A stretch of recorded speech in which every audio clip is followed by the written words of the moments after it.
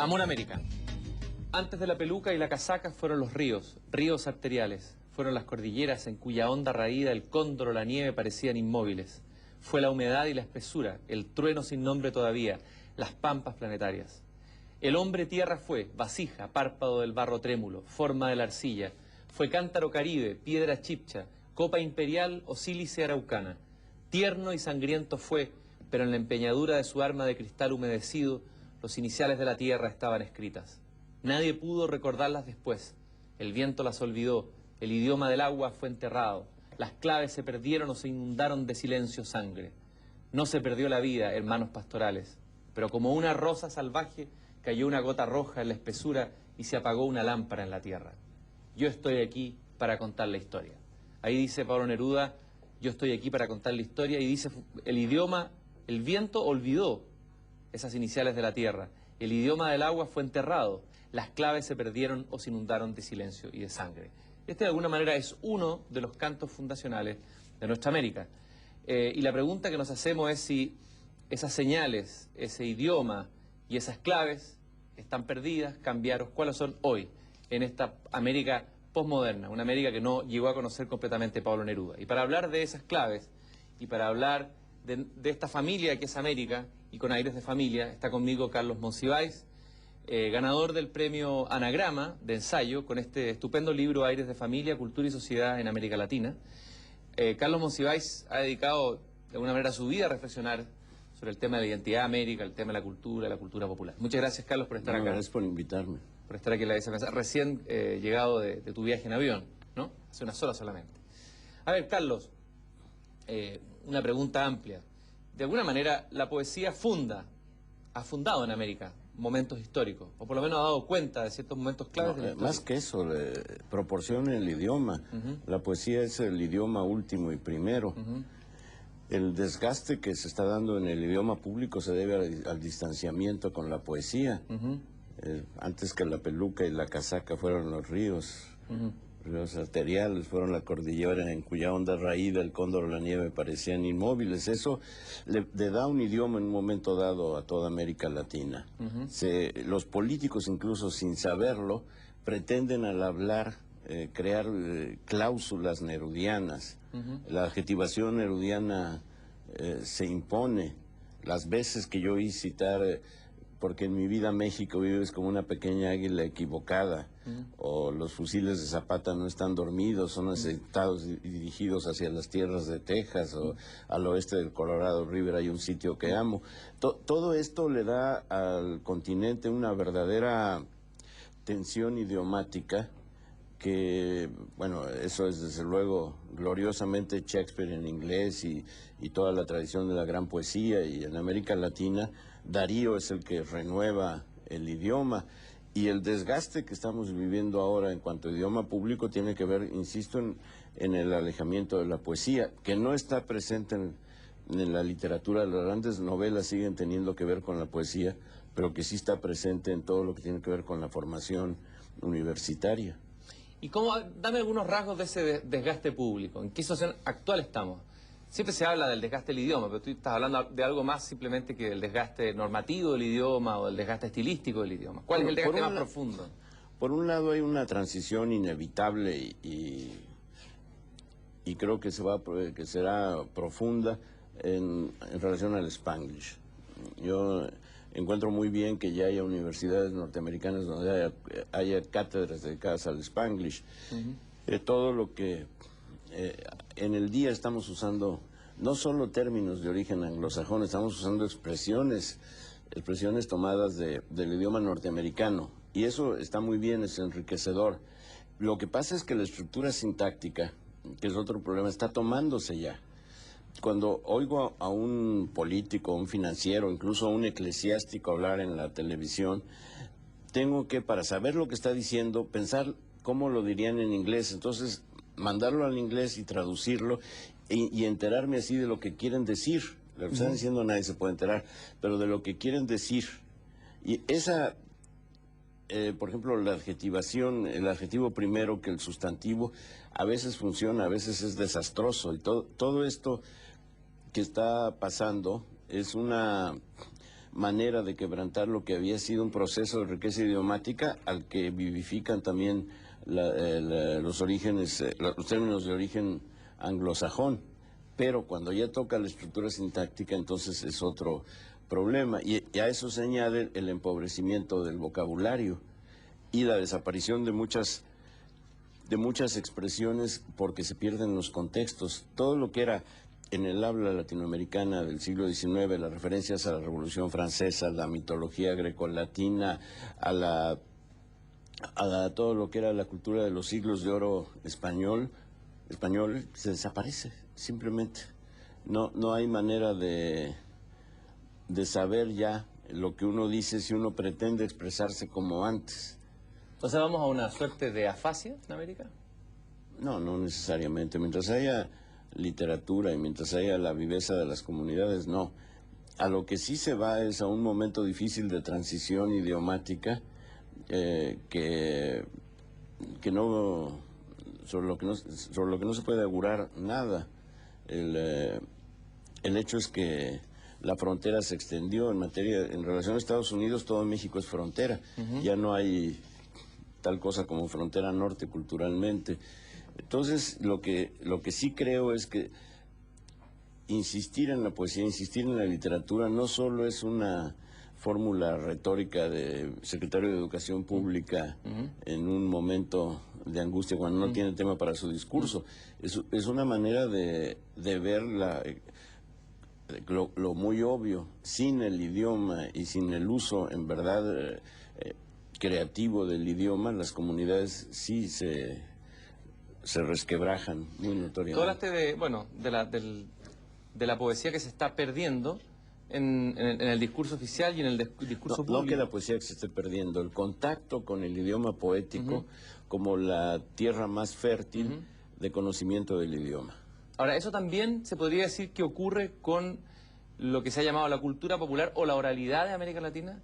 Sí, en gran medida. Porque, bueno, a la poesía también existe una poesía oral y una poesía de élite o una poesía popular.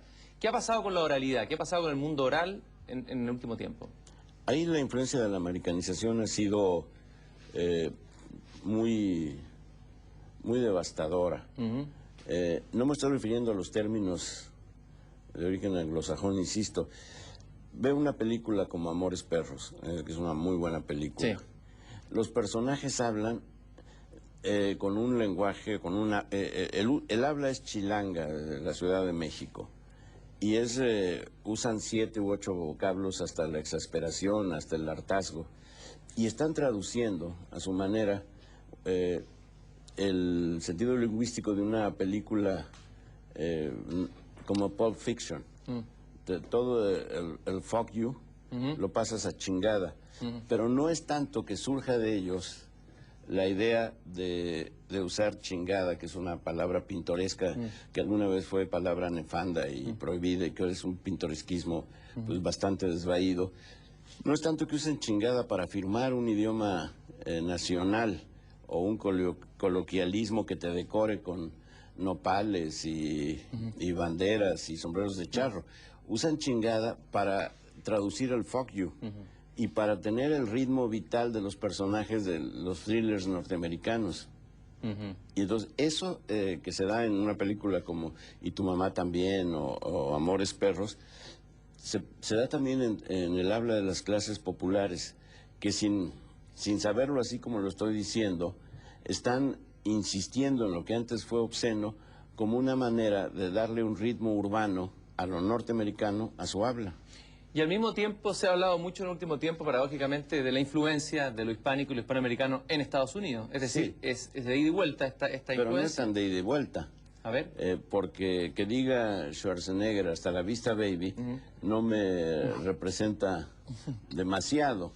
Y lo que sí me representa demasiado es ver cómo se quiere hablar, se quiere usar el idioma español como si fuera el idioma inglés en materia de la contundencia, la agresividad y la creación de atmósferas verbales de opresión y liberación al mismo tiempo que no corresponden a un desarrollo lingüístico necesario, pero que van a acabar correspondiendo, porque el fenómeno es irresistible, inevitable y ahí está para quedarse. ¿Cuáles son las causas más profundas de esto que estás señalando tú, de este fenómeno? ¿Cuáles son las raíces de este mal que tú describes? Yo no lo describo como mal, lo describo como un hecho que por el momento empobrece el idioma, pero que terminará por crear otro muy fértil.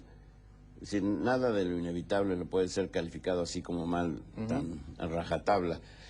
Bueno, para empezar, el hecho que la industria cultural norteamericana avasalla en el mundo entero. Lo que yo describo de México, sin conocimiento previo, puedo decir que también se da en Chile, y se da en Venezuela, y se da en Argentina, y se da en Perú, y se da muy fuerte. Sí.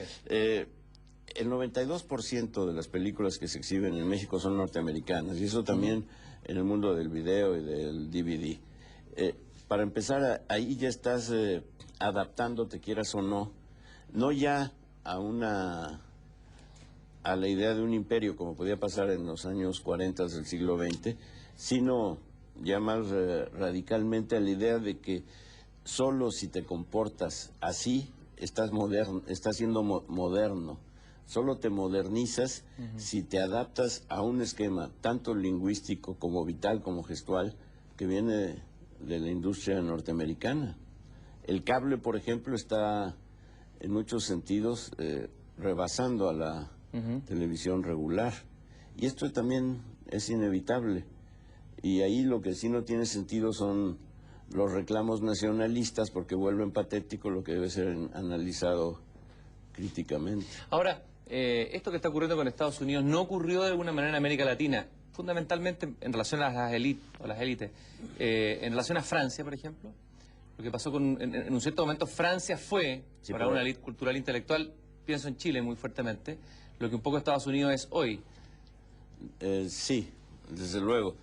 Pero ahí el proceso era distinto.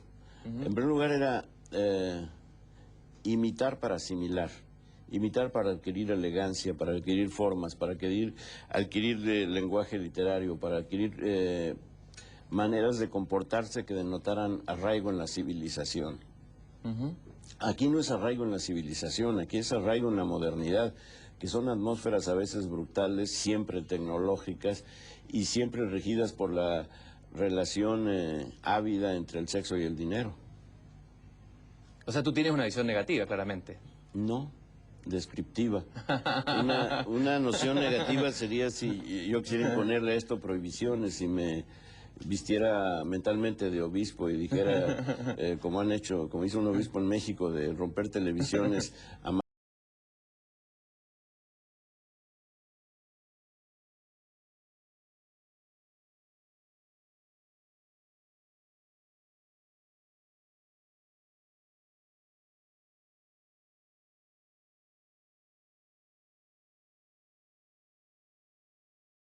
cómo va a desembocar en otro idioma, porque al mismo tiempo las costumbres se han modificado positivamente, el prejuicio ha disminuido y se ha incrementado la tolerancia.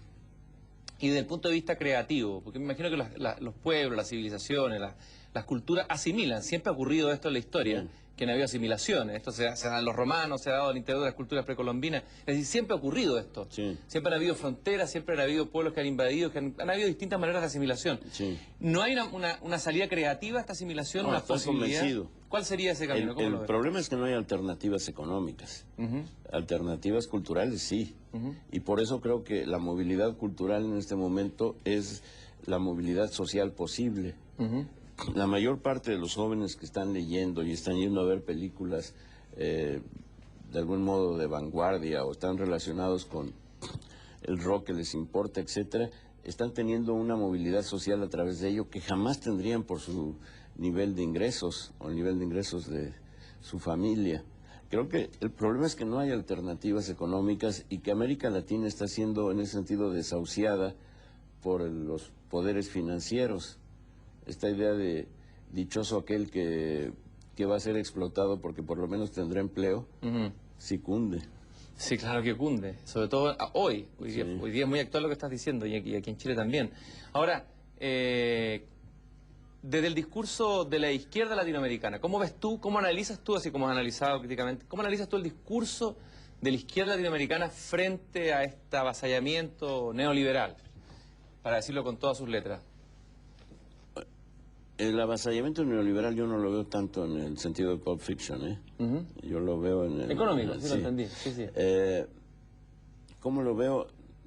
Si soy sincero, que a lo mejor tengo que serlo, porque en televisión se supone que si uno no es sincero, la cámara lo delata, lo denuncia y pone señales de que hay trampa. Ha sido un fracaso la izquierda latinoamericana, terriblemente. Se ha apegado a fórmulas nacionalistas de hace 70, 80 años que nada explican, aunque viertan palabras infinitamente. No se ha repuesto de saber que ya no tiene ideal socialista a mano y cree que para siempre la tarea de la izquierda es gobernar desde la protesta mientras otros gobiernan desde el enriquecimiento de su clase. Y esto es muy nefasto. Si voy a la izquierda mexicana, se ha deshilachado por no entender un proceso de modernidad que incluía la aceptación de muchos de lo que consideraban prohibido o nefando o imperialista. No modificaron su idea del imperialismo y dejaron que los devastara el neoliberalismo. O sea, es como se dice en Chile, ni chicha ni limonada. También se dice en México, lo cual demuestra que nuestras originalidades se comparten. Hay un capítulo muy hermoso en este libro donde tú hablas de la novela latinoamericana, la literatura latinoamericana y el concepto de pueblo, que fue primero el concepto de glebe y de plebe. Por eso traje aquí algunos libros y me gustaría hacer un poco ese recorrido. Sí. ¿Cómo ha aparecido, cómo ha sido nombrado este pueblo en la novela latinoamericana? Con algunos hitos, cómo se ha ido ganando un espacio. ¿Qué ha pasado con eso? La historia del pueblo a través de la novela. Bueno, no es fácil y mucho menos en las condiciones de insomnio de un viaje nocturno, pero yo diría que la imagen del pueblo empieza siendo la de lo que hoy llamaríamos las clases medias. No la gleba, no lo que en México llaman el infelizaje. ¿Qué nombre? Con una felicidad racista. Sino aquellos que de cualquier manera tienen acceso al conocimiento y tienen posibilidad de sentirse pertenecientes a la nación. Cuando Octavio Paz escribe El laberinto de la soledad, que es una suerte de constitución anímica de la República Mexicana, dice que cuando hablo de pueblo no me estoy refiriendo a todos los habitantes del país, me estoy refiriendo a aquellos que tienen conciencia de sí y que por tanto intervienen de alguna manera, no lo estoy citando textualmente, pero es el sentido. Y esto durante mucho tiempo funciona. Luego cuando las revoluciones, la explosión de la idea de justicia social, etcétera, se dan, pueblo se vuelve todo aquello que al ser anónimo tiene el nombre colectivo de demandas, exigencias, anhelos de rectificación, denuncias de abuso. Y luego es hecho a un lado por el público y ahora el público está siendo hecho a un lado por la gente. Aquello que es un término precioso porque siempre que lo usas te estás excluyendo. Nadie dice la gente, es decir, yo. Todo el mundo dice, es que la gente tal cosa, y se está refiriendo a sí mismo. La gente es una manera de usar la autobiografía transmitiéndosela a un conglomerado. Y creo que lo que estamos viendo ahora es cómo a esa gente ya no la vas a alcanzar ni con el discurso, ni encabezando sus reivindicaciones, sino convirtiéndola en el consumidor del producto. Me llamó muchísimo la atención, aquí sí como una observación meramente cultural, que quienes trabajaron la campaña de Vicente Fox, que felizmente desbancó al PRI en México, hasta ahí llega mi felicidad, que en la campaña de Vicente Fox sus asesores se referían a él como el producto. No es...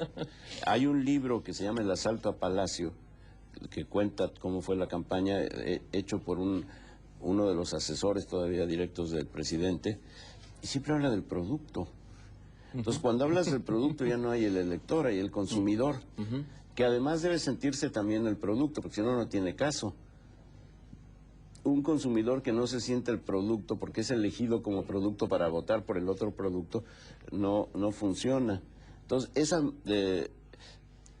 elevación de la mercadología a los altares de la República es la última fase de los avatares del pueblo. Es una nueva teología, ¿no? Sí, es una nueva teología cuyos rezos son encuestas.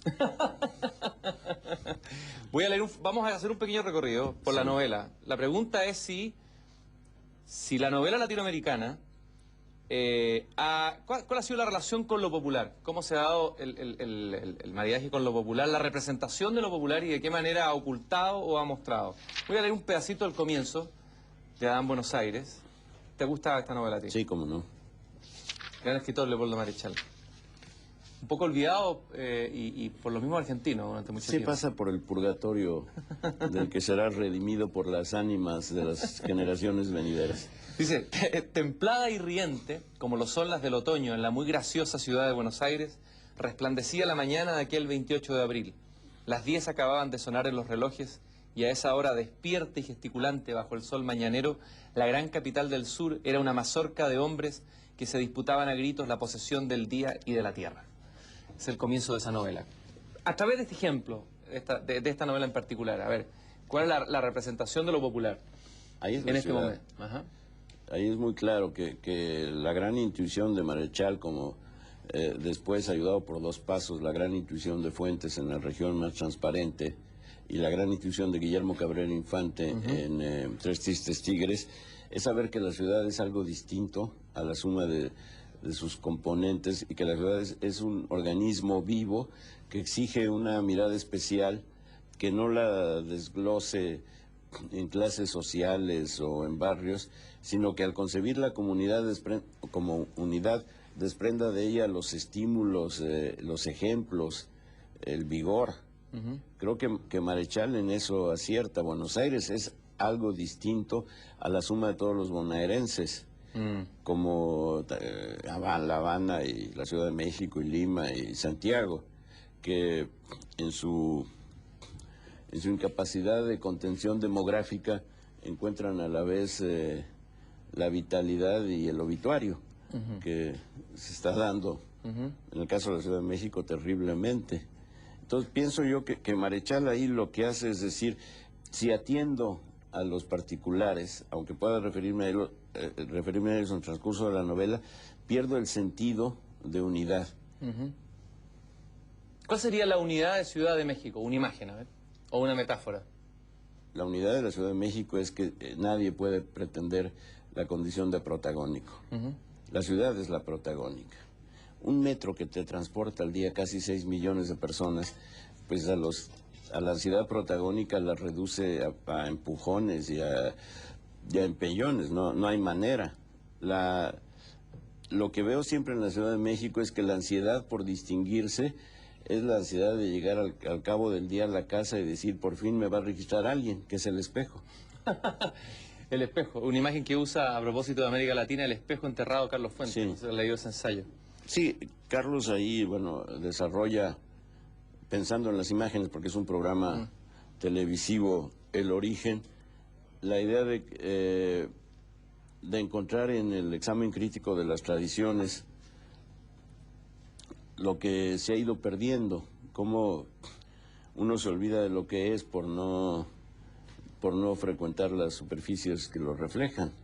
Y bueno, ahí la erudición de Fuentes es abrumadora y el conocimiento que tiene, además por haber vivido, por haber estudiado en Santiago de Chile, por haber vivido en la Embajada de México en Buenos Aires y por conocer también como lo conoce América Latina, da un panorama. ¿Cuáles son nuestros espejos hoy día? Los espejos posibles para América Latina, para encontrar su rostro.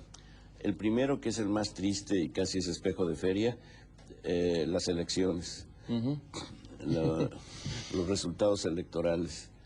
Ese es para mí el espejo devastador. Cada vez que veo resultados electorales, me acuerdo de un locutor que decía ante un eclipse, no sé si llorar o rezar o ponerme a bailar, pero eso es lo que me sucede. El segundo espejo muy notorio es la atención que se le presta a la lectura.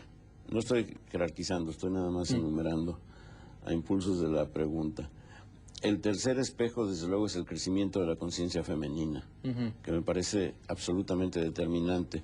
El cuarto espejo es el respeto a las minorías, porque eso también implica el respeto a las mayorías. Y en México lo hemos visto con el asunto indígena muy claramente. Y así puedo... ¿Y el cine latinoamericano ha sido espejo o es espejo dentro de su... El cine mexicano, el cine latinoamericano ha sido profecía, más que espejo.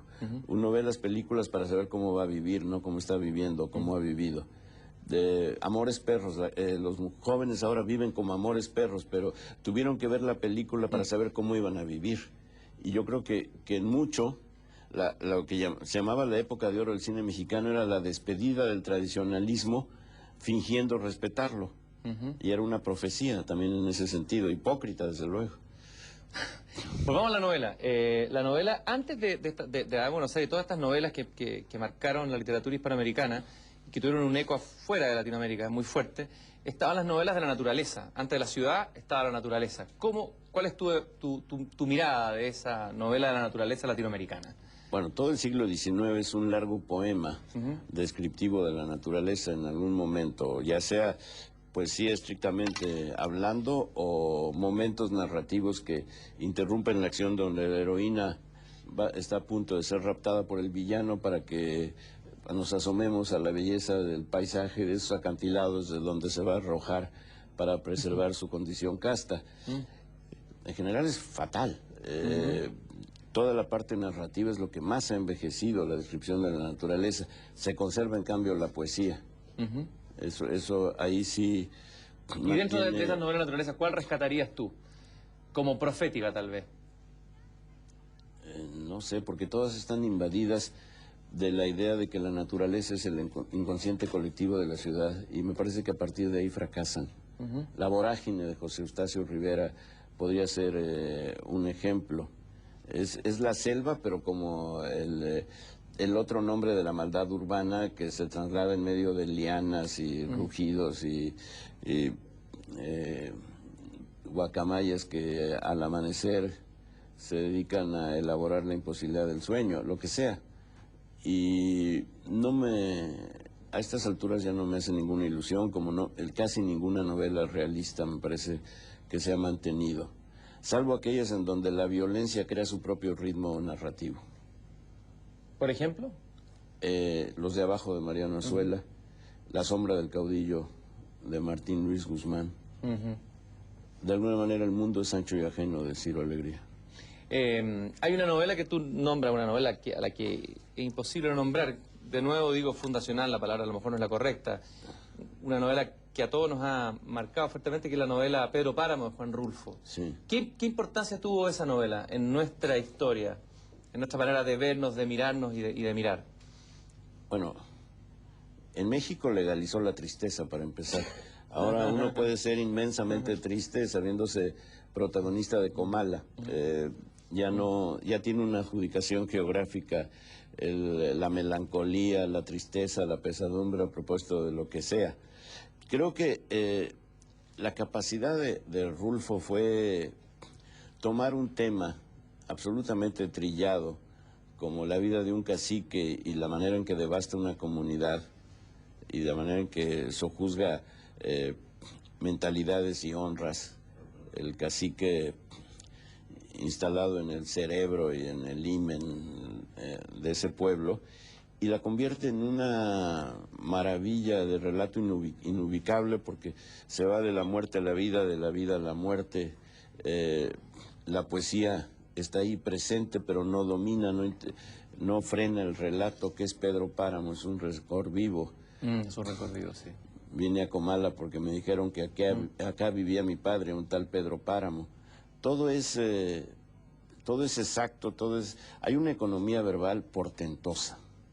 Y hay también una creación de personajes en unos cuantos trazos. Ese padre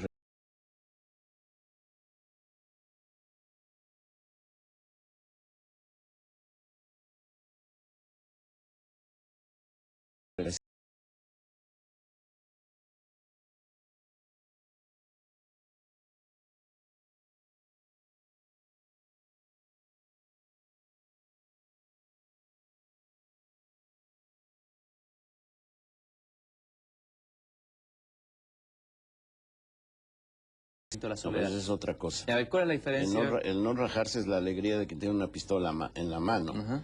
Entonces, bueno, o un machete. Ya. Rajarse no es abrirse, en el sentido de abrirse de... Sí, pero cuando dices no me voy a rajar es porque te vas a enfrentar a muerte. Ya. Y ahí yo me rajo, francamente. Ante la idea de empuñar un machete me rajo. ¿Y la tristeza mexicana?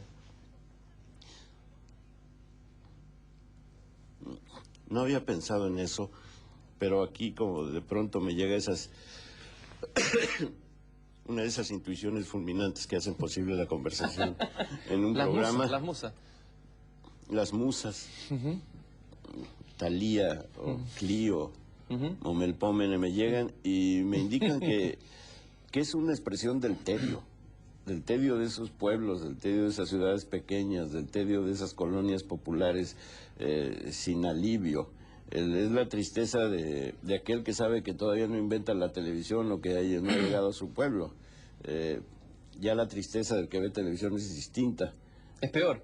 Yo supongo que es peor, pero es distinta. Entonces, cuando me dicen Rulfo era un gran fotógrafo. Ve todas sus fotos, son de una tristeza desoladora. Y en el fondo la tristeza viene a ser un sinónimo de tedio. ¿Cómo hago para no aburrirme?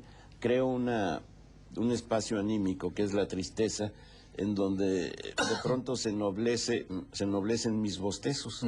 Ahora es un tedio distinto, por ejemplo, que el spleen de los poetas malditos, eso que se habla, lo ennui, todo eso. ¿Cuál sería la diferencia entre esa Víctima tristeza? del spleen, los altos lores, dice un poema mexicano. Sí. ¿Cuál es la diferencia entre el spleen europeo del siglo XIX y esta tristeza nuestra, este tedio nuestro? El spleen era lo describe muy bien Baudelaire, y luego también lo toma Benjamin.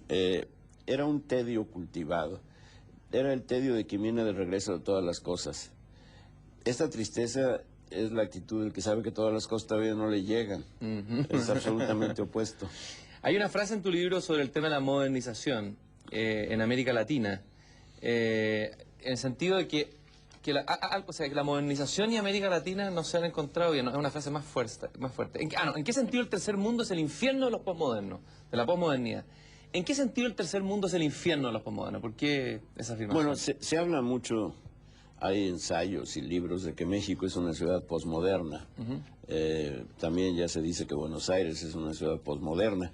En el caso de México, si es posmoderna por la acumulación de fragmentos, entonces estamos elevando a la ruina a la condición de palacio de la posteridad, porque una ciudad que ya tocó su techo histórico, que no tiene depósitos de mantos freáticos, sino hasta el año 2007, que tiene un problema habitacional monstruoso, que tiene un problema de transporte, etcétera, con una violencia omnipresente, que cuando están asaltando la mesa de junta en un restaurante tú tienes que toser para no darte por enterado, etcétera.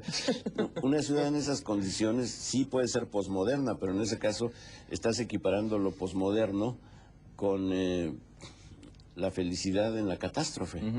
Y por eso digo, si los teóricos posmodernos, con toda su idea de la fragmentación, de la recuperación selectiva, etcétera, eligen ciudades en plena devastación, están eligiendo un infierno para ilustrar tesis que ahí no caben.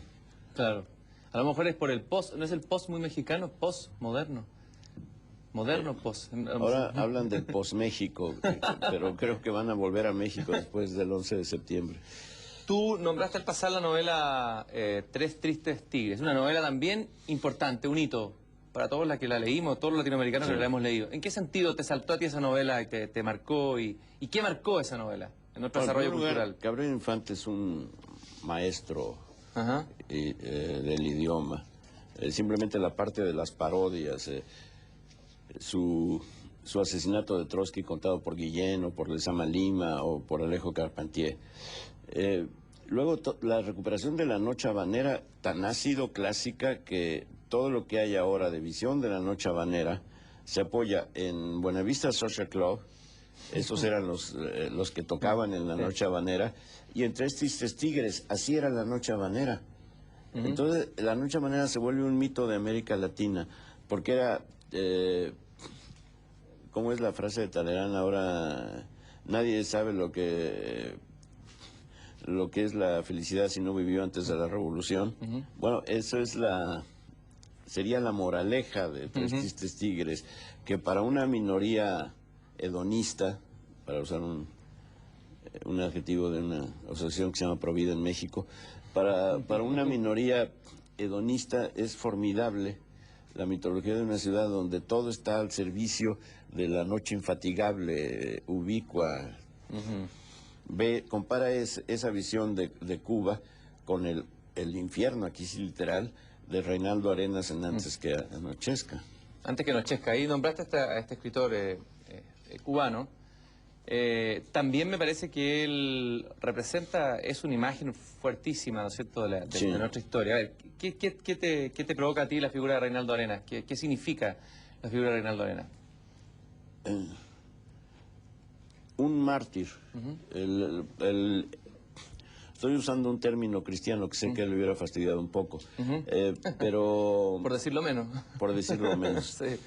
Yo lo conocí en 1967, cuando ya empezaba su declive con la burocracia cultural de Cuba.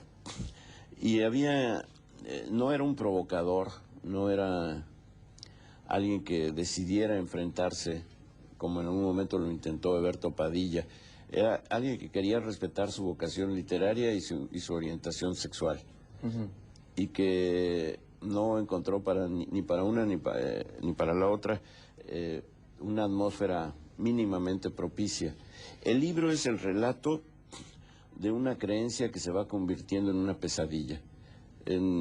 Después del desfile hay un cuento que se usa en la película de Schnabel, donde él, un joven campesino, sabe de la revolución y sale corriendo a encontrarse con los barbudos.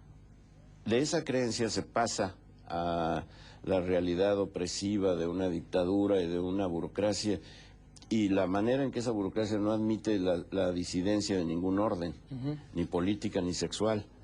Entonces ahí la Habana que vive Reinaldo Arenas ya no es una Habana festiva, de ella cantaba boleros. Es la sensación de que no hay alternativas si se sigue viviendo ahí y que no se puede salir. Es el infierno. Es el infierno. Ahora, tocamos el tema de Cuba. Cuba es un tema doloroso y difícil para muchos de nosotros en Latinoamérica. Sí. Por un lado hay un cariño, una suerte de lealtad incondicional que se ha mantenido por tiempo. Por otro lado, aquí, ¿cómo colocar el tema de Cuba en un discurso moderno, progresista, digamos? Tenemos distintos intelectuales que han reaccionado. Cortázar reaccionó de una manera, a mí me parece, equivocada. Hemos tenido la reacción de Vargas Llosa. El peor texto de Cortázar es... Sí, ahí se quemó Cortázar. Es el de Policrítica a la hora de los chacales. Siendo un escritor que admiro tanto, ese texto me desconcertó y me deprimió. Analicemos un poco sobre lo que ocurre con un intelectual como Cortázar, un tipo de esa capacidad estética, de esa libertad que se obnubila con Cuba, con la dictadura. Te contesto antes, ¿cuál es la actitud? Pues yo creo que es muy sencilla. A una dictadura la calificas de dictadura. Esa dictadura pudo haber tenido en sus orígenes una noble intención de enfrentar a un pueblo a la hegemonía del imperialismo yanqui, que es real. Pero en el camino, es decir, casi a los 20 días de iniciada, esa dictadura se volvió el culto unipersonal que lleva a una persona a reunirse en la Plaza de la Revolución, a enseñar un pupitre del niño Elián, o los equivalentes simbólicos y verbales de ese pupitre, como el gran logro. Simplemente viendo la situación económica, social y política de Cuba, es inadmisible que un partido único gane las elecciones con el 98% de los votos. Entonces lo que queda ahí es decir, bueno, esa es una dictadura, y la nobleza de su origen, pues que se vaya al Museo de la Revolución, pero que mientras tanto me dejen calificarla de lo que es. ¿Por qué le ha sido tan difícil a ciertos intelectuales latinoamericanos que han luchado por los derechos humanos, la libertad, asumir una postura tan clara? ¿Por qué ha sido tan difícil? Es como Fidel Castro es casi como un padre que está metido en el inconsciente del cual les parece que es difícil desprenderse, o hay algo ahí mítico.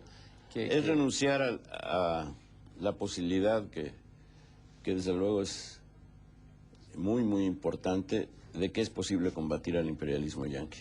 Piensan que decir que Cuba que la revolución cubana como revolución de libertades es un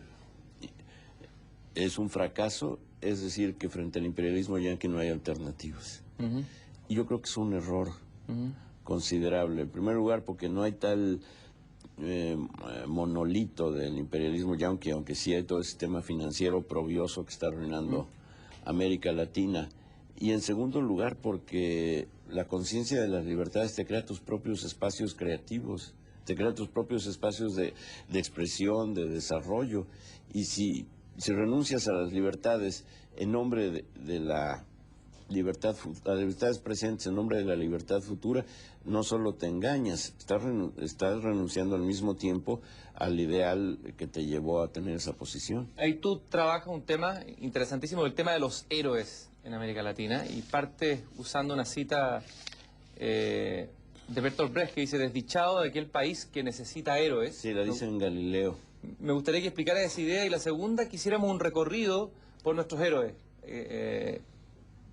¿Tú estás de acuerdo conmigo que siempre necesitamos héroes como cultura, como civilización, como continente? Necesitamos héroes. Me acordé de un folleto de Neruda que leí en la adolescencia.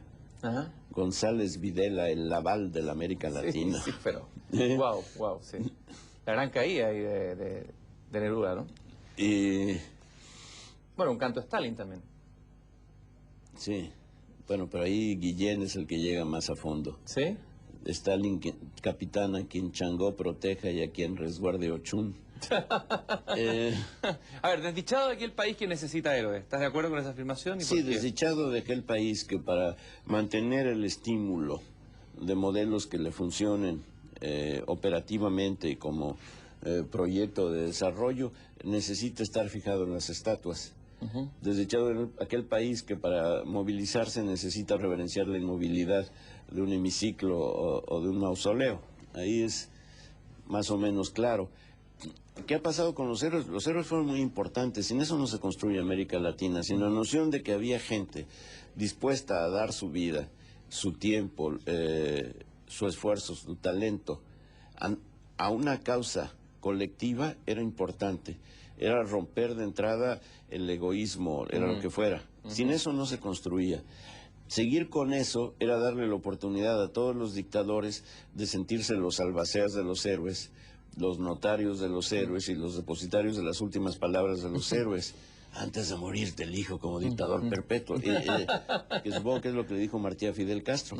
Y entonces ya se vuelve inoperante. Y hoy entiendo que los bomberos del World Trade Center y los policías son heroicos, pero si me dicen que, es decir, no entiendo, no reconozco que fueron unos héroes, eso no cabe duda, pero lanzar bombas sobre población civil no me parece heroica, y me parece que no hay un trámite de continuidad. Dime una cosa, tú das varios ejemplos de héroes. Está desde Perón, que es un producto local heroico argentino bastante peculiar. Nombras no me explico cómo a su nombre se siguen ganando elecciones, es otro espejo de mi pesimismo. ¿Qué representa Perón como arquetipo? No puedo contestar. Ese es un fenómeno que a mí me trasciende. Cada vez que intento explicármelo, renuncio. Renuncio porque quiero mantener mi idea así muy positiva y real de los argentinos. Tú rescatas también a Allende como un héroe civil. ¿En qué sentido lo analizas? Allende es otra cosa. No podemos meter en la misma conversación a Perón y Allende. Separémonos un poco entonces. Sí, por favor. Coloquemos otro entre medio. Allende era... no viví la situación chilena y no vi lo que fue el desgaste de su gobierno y etcétera. Pero sí, todo lo que he leído, el haberlo visto hablar una vez en México, la experiencia misma del 11 de septiembre, su último mensaje, las alamedas del porvenir, etcétera, me parece uno de los seres más respetables que hemos conocido, de una coherencia que le permitía entregar la vida sin estar sintiéndose mártir. Eso me parece realmente la culminación de una actitud. Entregar la vida como un ejemplo cívico, no como una decisión de martirio. Parece formidable. y acabo convencido de que es uno de los pocos héroes contemporáneos. Tú rescatas también la figura de Marcos como el nuevo héroe posible. ¿En qué sentido Marcos podría ser un nuevo héroe posible? Todavía no lo sabemos. Ajá, No, pero no hasta el momento, hasta el momento. Hasta el momento ha sido un hombre que partió de una visión muy sectaria y a momentos muy ramplona de lo que era la revolución para alcanzar una coherencia, una capacidad de diálogo y reflexión que no habíamos visto. Si me dices quién es la gente que más ha enriquecido a México con su debate en los últimos años, te digo, el subcomandante Marcos. Y fundamentalmente, ¿cuáles son los rasgos de ese enriquecimiento? ¿El humor, por ejemplo? ¿Ironía? A veces no es tan logrado. Lo que me parece la inteligencia, la manera de presentar, de desmenuzar un fenómeno, la manera de integrar todo un proyecto en fábulas, en descripciones, en catálogos. Creo que Marcos es el primero que en México dice, debemos agregar a la nación a los excluidos, así de esa manera. El primero que hace que en un zócalo con 300,000 gentes se aplauda un mensaje donde le dice los indígenas a la nación, queremos estar ahí dentro, no queremos seguir fuera. Ese mensaje de inclusión me parece, desde el punto de vista de la sensibilidad mexicana, lo más acertado de mucho tiempo. ¿Y cuál sería el posheroísmo? Tú hablas del posheroísmo. El posheroísmo yo creo que es prescindir de la noción de que tu muerte es un altar ígneo y entregar sencillamente tu vida a una causa sin extraer de ella consecuencias sacralizadoras, sin irte a la beatitud, a la beatificación y a la canonización. El posheroísmo es secular, es una acción crítica, valerosa, pero secularizada. ¿Qué poshéroes habrían hoy? Allende. Ajá. Hablemos un poco ahora de los ídolos. También tú les dedicas unas páginas a los ídolos populares.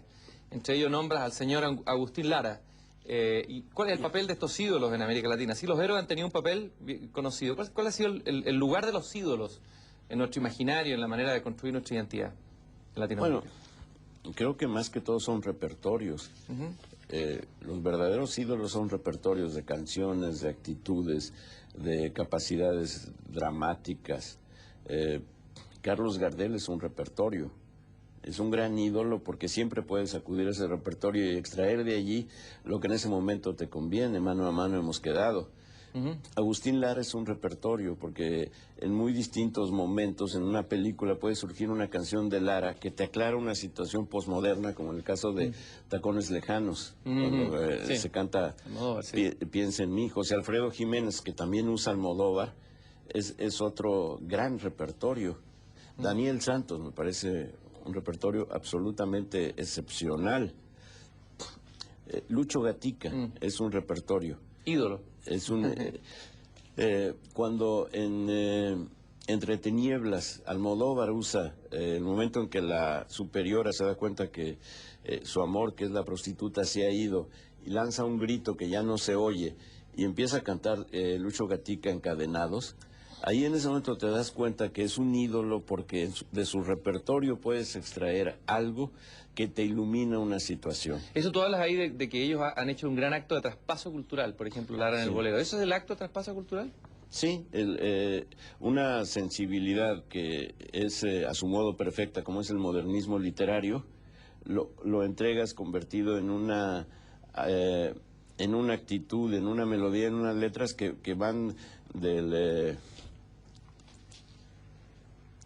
disco o del intérprete a la autobiografía.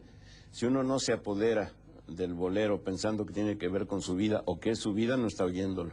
En contraposición, tú en este libro, Los Rituales del Caos, estás hablando sostienes que en el fondo los ídolos son un pretexto para la verdadera estrella del choque y la tecnología.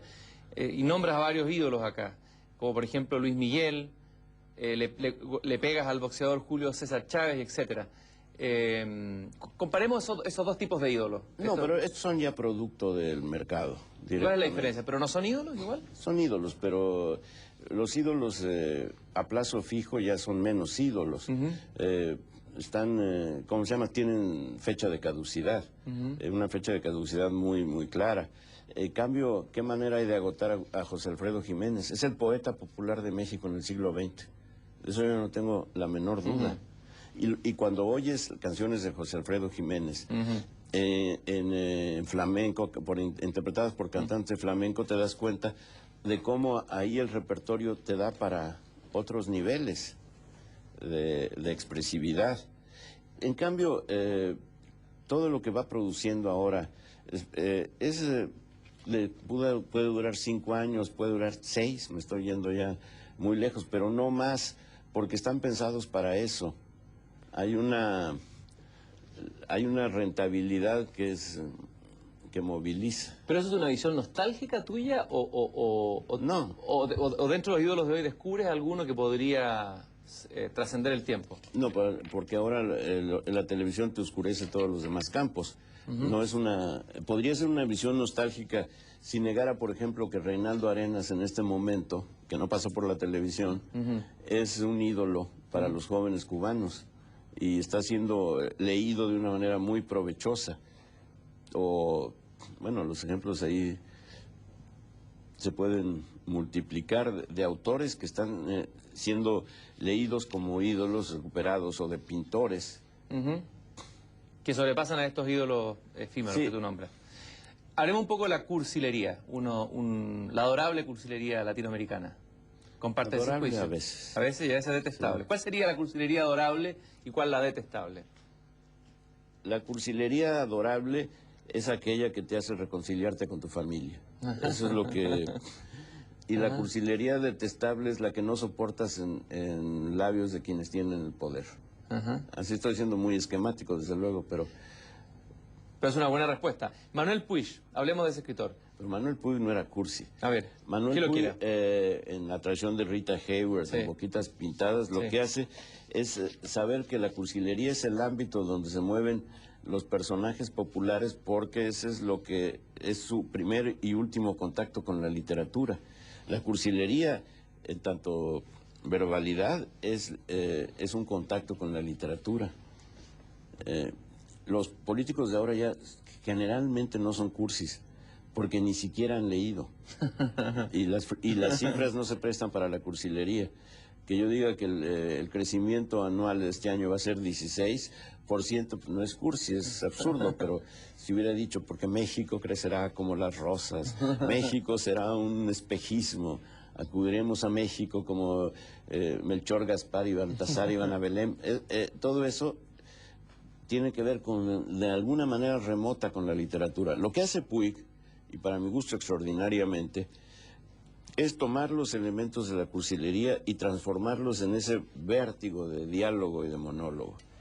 Y luego le he dado vueltas. El beso de la mujer araña acaba siendo una gran metáfora, y yo no la supe leer así. ¿Y cuál sería la metáfora? La metáfora de las salidas del encierro a través del duelo y la fusión de las identidades. El homosexual y el militante. Son dos formas de marginación, son dos formas de expulsión de la llamada normalidad. Para salir de ese encierro tienen que crear un diálogo que les permita la unidad del escape. Bonita interpretación, interesante, tampoco la había visto. A propósito de la cursilería, tú alabas o añoras, digamos, en el discurso oficial, en el discurso político, esas imágenes. Pero sin embargo eso ha sido visto como dañino, como la retórica latinoamericana. Sí, pero te permitían momentos de gozo. Por lo menos. Sí, me acuerdo de un secretario de Educación Pública en México que empezó diciendo: partiendo del pórfido puerto de la esperanza, donde los bajeles de luz del pensamiento son construidos en astilleros de sapiencia. Yo era estudiante, pero me levanté a aplaudir. No era posible dejar pasar ese párrafo sin conmoverte. Quien llega a eso, lo que sigue es que lo nombren depositario de las cenizas de todos los héroes, ¿no? Ahora, esa retórica nos ha hecho bien y nos ha hecho muy mal también, ¿no? Es una retórica que ha sido veneno y ha sido... Ha sido un veneno. De las academias, líbranos, Señor, para citar a Darío, de quien hemos hablado insuficientemente, porque es uno de los grandes creadores. A ver, ¿dónde ubicas tú? Aquí tengo la Biblia modernista. Alabado sea el Faisán de oro, sí. Podríamos decir. Rubén Darío, ¿dónde lo colocamos? ¿Dentro de la historia de la cursilería? ¿Dentro de qué? No, de la historia de la grandeza del sonido del idioma. Yo creo que Darío vivificó el idioma como nadie lo había hecho. desde los siglos de oro, desde luego. ¿Cuál es el poema que más te gusta de Darío? No, pues muchísimo. ¿Te sabes alguna memoria seguramente? Tienes una Sí. tremenda, prodigiosa memoria, lo he visto. A ver un poema de Darío. Bueno, cuando dice el varón que tiene corazón de lis, alma de querube, lengua celestial, el mínimo y dulce Francisco de Asís fue a buscar al rudo y torvo animal. ¡Qué sonido! Ya viene el cortejo, ya viene el cortejo, ya se oyen los claros clarines, la espada se anuncia con vivo reflejo, ya viene el cortejo, oro y hierro de los paladines. O un poema casi de infancia. Qué alegre y fresca la mañanita, me agarra el aire por la nariz, los perros ladran, un niño grita y una muchacha gorda y bonita sobre una piedra muele maíz. Es perfecto el sonido. Azul es uno de esos libros a los que... ¿De dónde te viene esta memoria tan prodigiosa? ¿Cómo la has cultivado? ¿De tu infancia? ¿De dónde viene esta capacidad de retener De la sonido? afán de que no se me pierda ninguna frase importante del presidente de la República. Hay otro que es inolvidable también, es La princesa está triste. Que tendrá la princesa, los suspiros escapan de su Boca de fresa. Que ha perdido la risa, que ha perdido el color. Y cuando dicen un vaso olvidado se desmaya una flor, ahí ya llega el genio. ¿Podría ser América la princesa de Darío? ¿Qué tendrá la princesa que está triste? Una princesa democratizada por el metro. Hablemos de las migraciones culturales, otro capítulo de tu libro. Tú hablas de diferentes migraciones, ¿no? Y entre ellas, bueno, ubicas la televisión y las migraciones tramitadas por la tecnología. Somos un continente de migración e inmigración. Ahí me hizo falta internet, no lo había vivido y gozado tanto como ahora. Yo creo que, bueno, que el siglo XX fue un siglo de migraciones, pienso que este va a ser todavía más acentuado, pienso en la migración de afganos en este momento en dirección a Pakistán y los pequeños obstáculos que encuentran para hacerlo. Y que las migraciones culturales son las que han determinado en muchos sentidos la posibilidad de los países de no ahogarse en sus estructuras opresivas. Sin el cine, la vida rural, agraria, en América Latina hubiese sido simplemente la demolición. ¿Qué fue más importante, el cine o la radio? No, el cine. El cine porque, como te dije, creo que ha sido la gran profecía de los comportamientos. De los que veían en Boyacá o en Valparaíso o en Guadalajara cómo se portaban en Nueva York, estaban de alguna manera asomándose a una forma de máquina del tiempo que los nulificaba por contraste, pero les permitía el asomo de la utopía. Y eso era extraordinario. Y yo creo que la migración cultural que despierta el cine persiste porque además ahora los jóvenes ven películas para afinar su comportamiento posible. Dígase lo que se diga, eso hace. Y ve, por ejemplo, algo que me tiene muy obseso, la influencia del film noir en la literatura latinoamericana de hoy. A ver, ¿algunos ejemplos? No, las grandes películas del film noir de Los asesinos o Tener y no tener o El gran sueño, etcétera. Todas esas visiones de las ciudades como la pesadilla vivificante, el uso de la fotografía para marcar las transiciones del bien al mal, de regreso. Los personajes tenebrosos, las rubias flamígeras que solo traen en su maletín la bomba atómica. Todo eso creo que ha sido muy benéfico para esta novela de violencia. Pienso en Rubén Fonseca, por ejemplo, en Brasil, o en muchos autores que entienden ahora la importancia del montaje de un modo que no se había dado antes del film noir. Y de la iluminación, que en este caso es la descripción. Claro, ahora, ¿por qué no se ha dado, tú afirmas ahí que no se ha dado bien el cine negro en Latinoamérica? ¿Cuál es la explicación de eso? Ni el cine negro ni el western. No, el western porque ha sido un fracaso. Pues, lo que llaman el western enchilada es una cosa ridícula. Cuando ves en un pueblo que tú sabes que está construido en los estudios de la manera más premiosa, ves que van a disputarse el duelo y bostezan los espectadores, bostezan los extras, bosteza el proyeccionista, no, eso... No, creo que no se ha dado el film noir porque empieza a darse porque se ha roto ya la sacralidad del poder. El film exige que tú sepas de antemano que el jefe de policía es corrupto, que los policías que están interrogando están al servicio del criminal.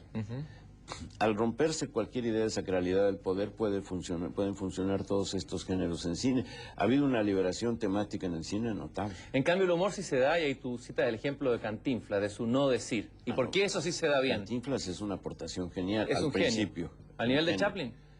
No, es otra cosa. Ajá. ¿Cuál es la diferencia? A ver. Aunque sea corporalmente extraordinario, Cantinflas tiene límites muy precisos. Jamás hubiera hecho una película como Monsieur Verdoux, esa gloria del cine, o jamás hubiera hecho Tiempos Modernos, porque exigían una racionalidad y una comprensión, aunque sea esquemática, del mundo contemporáneo que nunca tuvo. Pero la idea de que el idioma es una trampa para tu interlocutor, eso me parece notable. Cantinflas no habla, le pone trampas al interlocutor para que se vaya precipitando. Es un constructor de abismos instantáneos, Claro, que le lanza a la gente que no entiende lo que está diciendo y que se precipita. y por último, Carlos, este libro que tú vienes a lanzar acá a Santiago, Nuevo Catecismo para Indios Remisos, un texto de ficción literario, pero también imagino que hay una investigación. Brevemente, a ver, ¿cuál es ese trabajo literario? No hay investigación. ¿Ya? Hay el conocimiento, no sé qué tan superficial, que ahora es lo que se dice para demostrar que se es profundo. Hay un conocimiento de lo que fue la imaginería y la religiosidad popular durante el virreinato, y eso transformado en fábulas centradas en la parodia. Y bueno, vamos a invitar a todos nuestros telespectadores a adquirir este libro de Editorial LOM, también este otro, Aires de Familia, de Anagrama. Carlos va a estar en la Feria del Libro. Este programa va a ser emitido seguramente muy pronto, o estuvo ya en la Feria del Libro, ya el tiempo pasó. Gracias, Carlos, por haber estado en esta, Gracias por invitarme. en esta conversación, y te va a hacer entrega de un periódico poético que se llama Noreste. Es un periódico de puras mentiras. Este es el número especial dedicado al tema de las Twin Towers, con un verso de Vallejos en la portada. Muchas gracias, Como si al Carlos. golpe. Hay golpes en la vida tan fuertes, yo no sé. sé. Muchas gracias, Carlos. La resaca de todos los sucedidos.